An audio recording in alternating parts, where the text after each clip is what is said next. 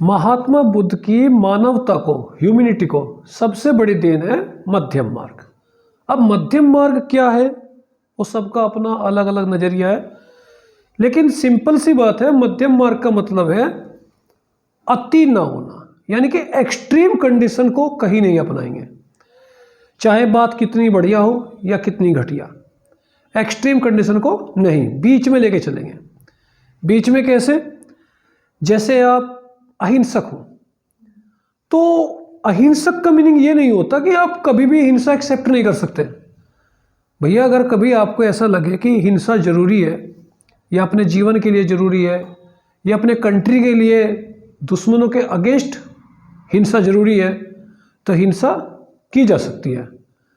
तो यहाँ पर अहिंसा और हिंसा के बीच की ही ज़िंदगी इस पॉइंट ऑफ व्यू में बेहतर है।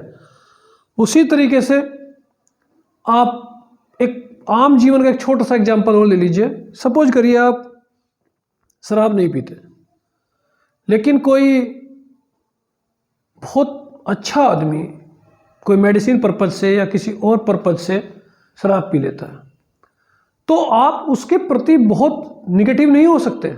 आपको राइट नहीं है उसके प्रति निगेटिव होने का। आप बैलेंस अप्रोच अपनाइए।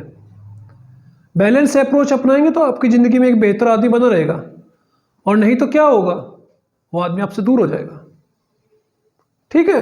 तो आप जीवन के हर पहलू में देखिए, ईमानदारी अपनाइए, लेकिन बहुत ज़्यादा ईमानदारी, घर में एक एक रुपए का हिसाब लगा रहे हैं आप बैठ के, तो क्या होगा, आप दुख के पात्र हो जाओगे। तो बेहतर है थोड़ा मध्यम मार्ग, मतलब अपने जीवन के हर पहलू पे, अपने व्यक्तिगत जीवन में अपने जो आपकी अप्रोच होनी चाहिए वो मध्यम मार्ग से ही आपको, मिडिल पाथ से ही आपको खुशी मिल सकती है। हाँ, यहाँ पर एक इसका अपवाद भी है। जैसे सपोज करिए कोई नेशन पे अटैक हो रहा है, या कुछ कंट्री को बहुत भारी कोई ऐसा षड्यंत्र रचा जा रहा है, तो ऐसे पॉइंट ऑफ व्यू पे मध्यम मार्ग का सजेशन नहीं दिया जा सकता। वहाँ पर एक्सट्रीम कंडीशन ही अपनाई जाएगी। अगर जंग है तो फिर जंग है। वहाँ आप ये नहीं कह सकते कि अब आप ये टेररिस्ट हैं तो इन पर दया का भाव रखें। नहीं, बिल्कुल नहीं रखें। तो उस कंडीशन में मध्यम मार्ग नहीं अपनाया जा सकता।